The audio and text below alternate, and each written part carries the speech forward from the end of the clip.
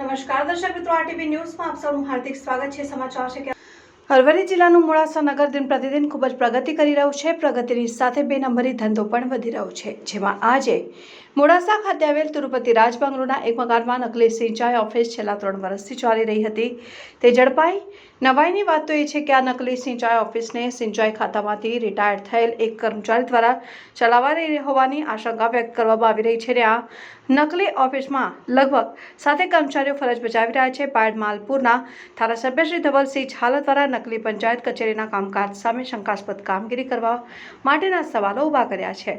હા, નકલી સરકારી કચેરીમાં નકલી સરકારી સિક્કાઓ સહિત શંકાસ્પદ દસ્તાવેજો, જુદી જુદી દુકાનોના લેટરપેડ પણ મળી આવ્યા છે। અને નકલી સરકારી કચેરીની જાણ થતાં મોડાસા ટાઉન પોલીસ ઘટના સ્થળે પહોંચી આ કચેરીને જો તટસ્થ તપાસ કરવામાં આવે તો કેટલા અધિકારીઓની સંડોવણી બહાર આવી શકે તેમ છે।